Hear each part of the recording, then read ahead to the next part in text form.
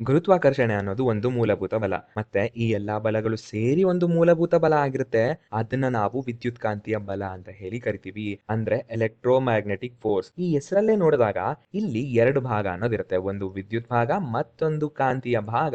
ನಾವ್ ಈ ವಿಡಿಯೋದಲ್ಲಿ ಕಾಂತೀಯ ಭಾಗದ ಬಗ್ಗೆ ಡೀಟೇಲ್ ಆಗಿ ತಿಳ್ಕೊಳ್ಳೋಣ. ಕಾಂತೀಯ ಬಲ ಅಂದ್ರೆ ಮ್ಯಾಗ್ನೆಟಿಕ್ ಫೋರ್ಸ್. ಹೆಸರೇ ಸೂಚಿಸುವಂತೆ ನಾವು ಮ್ಯಾಗ್ನೆಟ್ಗಳ ಬಗ್ಗೆನೇ ನಾವು ತಿಳ್ಕೊತೀವಿ. ಈಗ ಸಾಮಾನ್ಯವಾಗಿ ನಾವೆಲ್ಲ ಮ್ಯಾಗ್ನೆಟ್ ಜೊತೆ ಆಟ ಆಡಿರ್ತೀವಿ, ಹೌದಲ್ವಾ? ನಮಗೊಂದು ಐಡಿಯಾ ಇರುತ್ತೆ, ಮ್ಯಾಗ್ನೆಟ್ ಇದೆ ಅಂತ ಆದ್ರೆ ಅಲ್ಲಿ ಖಂಡಿತ ಮ್ಯಾಗ್ನೆಟಿಕ್ ಫೋರ್ಸ್ ಅನ್ನೋದು ಇರುತ್ತೆ.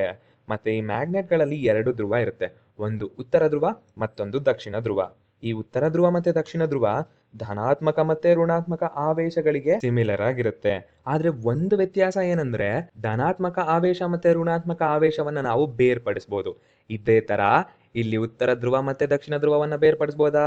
ನೀವೆಲ್ಲ ಕರೆಕ್ಟ್ ಬೇರ್ಪಡಿಸಬಹುದು ಅಂತ ತಾನೇ ಹೇಳ್ತೀರಾ? ಹೌದು, ನಿಮ್ ಪ್ರಕಾರ ನಾವು ಮ್ಯಾಗ್ನೆಟ್ನ ಕಟ್ ಮಾಡೋಣ. ಕಟ್ ಮಾಡಿದ್ಮೇಲೆ ಈ ರೀತಿ 2 ಭಾಗ ಆಗುತ್ತೆ, ಹೌದಲ್ವಾ? ಇದನ್ನ ನೀವು ಉತ್ತರ ಧ್ರುವದ ಭಾಗ, ಇದನ್ನ ನೀವು ದಕ್ಷಿಣ ಧ್ರುವದ ಭಾಗ ಅಂತ ಹೇಳ್ತೀರಾ.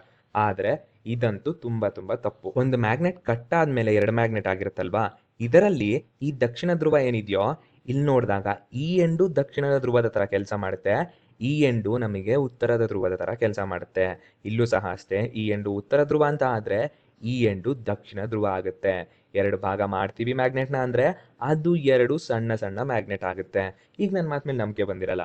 ಮತ್ತೆ ನೀವು ಕಟ್ ಮಾಡಿ, ಮತ್ತೆ ಕಟ್ ಮಾಡಿ, ಎಷ್ಟೇ ಚಿಕ್ಕ ಮ್ಯಾಗ್ನೆಟ್ ಇದೆ ಅಂತ ಆದ್ರೂ ಒಂದು ಬದಿ ಉತ್ತರ ಧ್ರುವದ ಬದಿ, ಮತ್ತೊಂದು ಬದಿ ಏನಾಗುತ್ತೆ ದಕ್ಷಿಣ ಧ್ರುವದ ಬದಿ.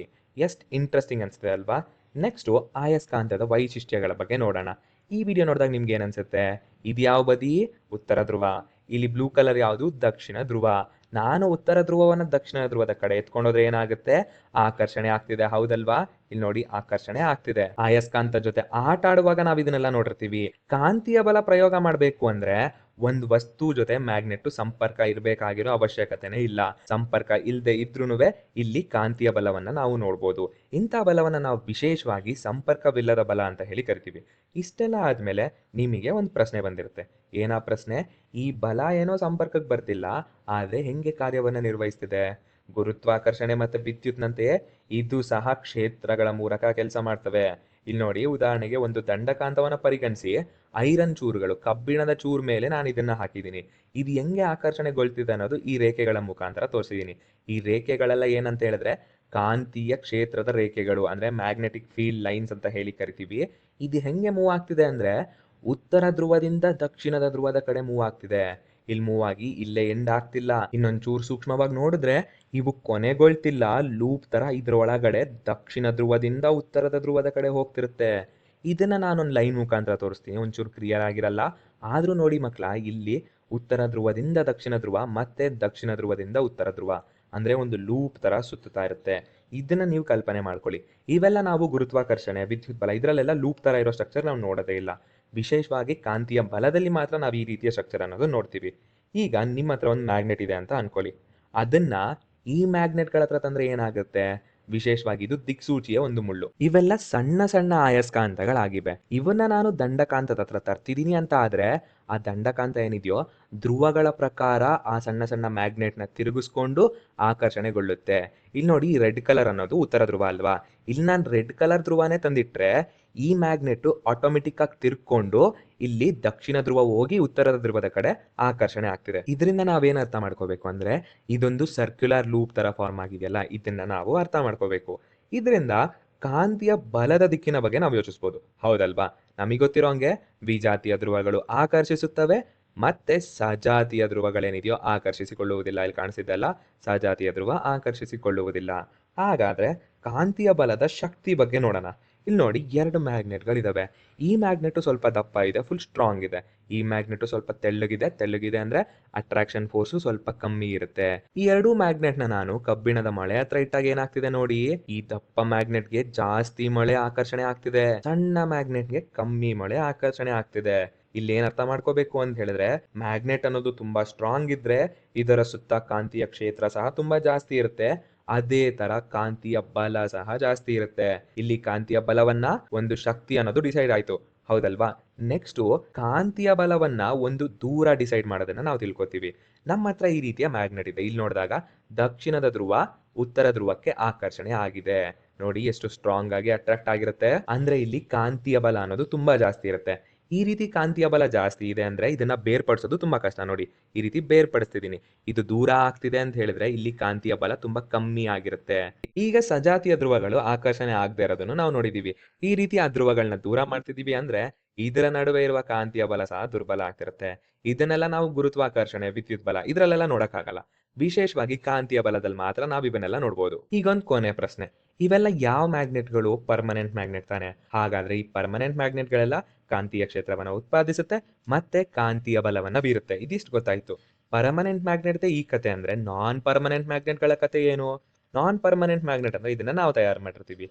ಇದರಲ್ಲೂ ಕಾಂತೀಯ ಕ್ಷೇತ್ರ ಇರುತ್ತಾ? ಇದರಲ್ಲೂ ಕಾಂತೀಯ ಬಲ ಇರುತ್ತಾ ಅಂದ್ರೆ ನೋಡಕ್ಕಂತೂ ಖಂಡಿತ ಇಲ್ಲ ಅಂತಾನೆ ಅನ್ಸುತ್ತೆ. ಹೌದು, ಖಂಡಿತವಾಗ್ಲೂ ಇರಲ್ಲ. ಆದ್ರೆ ಈ ನಾನ್ ಪರ್ಮನೆಂಟ್ ಮ್ಯಾಗ್ನೆಟ್ಸ್ಗೆ ನಾವು ವಿದ್ಯುತ್ ಪ್ರವಾಹವನ್ನ ಮಾಡಿದ್ರೆ ಇದು ಸಹ ಪರ್ಮನೆಂಟ್ ಮ್ಯಾಗ್ನೆಟ್ ತರಾನೇ ಕೆಲಸ ಮಾಡುತ್ತೆ. ಈಗ ಇಲ್ಲಿ ನೋಡಿ ಒಂದ್ ಮೊಳೆ ತಗೊಂಡಿದೀನಿ, ಅದಕ್ಕೆ ಕಾಪರ್ ತಂತಿ ಸುತ್ತಿ ನಾನು ಬ್ಯಾಟ್ರಿಗೆ ಕನೆಕ್ಷನ್ ಕೊಟ್ಟಿದೀನಿ. ಅಂದ್ರೆ ವಿದ್ಯುತ್ ಪ್ರವಾಹವನ್ನ ಮಾಡ್ತಿದೀನಿ. ಇದು ನಾರ್ಮಲ್ ಆಗಿ ಆಯಸ್ಕಾಂತ ಹೆಂಗ್ ಪ್ರವರ್ತನೆ ಮಾಡುತ್ತೋ ಇದು ಸಹ ಹಂಗೆ ನಡ್ಕೊಳ್ಳುತ್ತೆ. ಈಗ ನಾನೇನಾದ್ರು ವಿದ್ಯುತ್ ಪ್ರವಾಹ ತೆಗೆದೆ ಅಂದ್ರೆ ಈಗ ಇದು ಮ್ಯಾಗ್ನೆಟ್ ಆಗಿರಲ್ಲ, ನಾರ್ಮಲ್ ವೈರು ಮತ್ತೆ ಒಂದ್ ಮೊಳೆ ಆಗಿರುತ್ತೆ. ಇದಕ್ಕೆ ಕಾಂತೀಯ ಕ್ಷೇತ್ರ ಇರುತ್ತೆ ಅಂದ್ರೆ ಖಂಡಿತ ಇರುತ್ತೆ. ಇದರಲ್ಲೂ ಕಾಂತೀಯ ಕ್ಷೇತ್ರ ಇರುತ್ತೆ, ಇದರಲ್ಲೂ ಕಾಂತೀಯ ಬಲ ಇರುತ್ತೆ. ಇದರ ಕಾಂತೀಯ ಕ್ಷೇತ್ರ ನೋಡಿದಾಗ ಈ ದಂಡಕಾಂತದ ಕಾಂತೀಯ ಕ್ಷೇತ್ರಕ್ಕೆ ಹೋಲಿಕೆ ಆಗ್ತಿದೆ. ಇದರಲ್ಲೂ ಒಂದು ದಕ್ಷಿಣ ಧ್ರುವ, ಒಂದು ಉತ್ತರ ಧ್ರುವ ಇರುತ್ತೆ. ಇಲ್ಲಿ ನೋಡಿ, ಉತ್ತರದಿಂದ ದಕ್ಷಿಣಕ್ಕೆ ಹೋಗಿ ಮತ್ತೆ ದಕ್ಷಿಣದ ಒಳಗಡೆಯಿಂದ ಉತ್ತರಕ್ಕೆ ಬರ್ತಿದೆ. ಸೇಮ್ ಕಾಂತೀಯ ಕ್ಷೇತ್ರವನ್ನೇ ನಾವಿಲ್ಲಿ ನೋಡ್ತಿದೀವಿ. ಇದೊಂದು ಸುಂದರವಾಗಿರೋ ವಿಚಾರ, ಹೌದಲ್ವಾ? ಇದರ ಗುಣ ವಿಶೇಷವನ್ನ ನಾವು ಆಲ್ಟರ್ ಮಾಡ್ಬೋದು. ಹೆಂಗೆ ಅಂದ್ರೆ ಕರೆಂಟ್ ಪಾಸ್ ಮಾಡಿದ್ರೆ ಇದು ಮ್ಯಾಗ್ನೆಟ್ ಆಗುತ್ತೆ, ಕರೆಂಟ್ ಪಾಸ್ ಮಾಡ್ತಿಲ್ಲ ಅಂದ್ರೆ ಇದು ಮ್ಯಾಗ್ನೆಟ್ ಆಗಲ್ಲ. ಇದು ಪೂರ್ತಿ ಯಾವುದರ ಮೇಲೆ ಅವಲಂಬಿಸಿರುತ್ತೆ ಅಂದ್ರೆ ಪೂರ್ತಿ ವಿದ್ಯುತ್ ಮೇಲೇನೆ ಅವಲಂಬಿಸಿರುತ್ತೆ. ಇಲ್ಲಿ ಮಳೆ ಅನ್ನೋದು ಏನಕ್ಕೆ ಇಟ್ಟಿದೀವಿ ಅಂತ ಆದ್ರೆ ನಾವೊಂದು ಸ್ಟ್ರಾಂಗ್ ಮ್ಯಾಗ್ನೆಟ್ ನ ತಯಾರು ಮಾಡೋದಕ್ಕೆ ಈ ರೀತಿ ಇಟ್ಟಿರ್ತೀವಿ. ಈ ಮಳೆ ಇಟ್ಟು ಇಲ್ಲಿ ವಿದ್ಯುತ್ ಪ್ರವಾಹವನ್ನ ನಾವು ಜಾಸ್ತಿ ಮಾಡ್ತಿದೀವಿ ಅಂತ ಆದ್ರೆ, ವಿದ್ಯುತ್ ಬಲ ಜಾಸ್ತಿ ಆಗ್ತಿದೆ ಅಂತ ಆದ್ರೆ ಕಾಂತೀಯ ಬಲವೂ ಜಾಸ್ತಿ ಆಗ್ತಾ ಇರುತ್ತೆ. ಇದನ್ನ ನಾವು ವಿಶೇಷವಾಗಿ ವಿದ್ಯುತ್ ಕಾಂತಗಳು ಅಂತ ಹೇಳಿ ಕರಿತೀವಿ.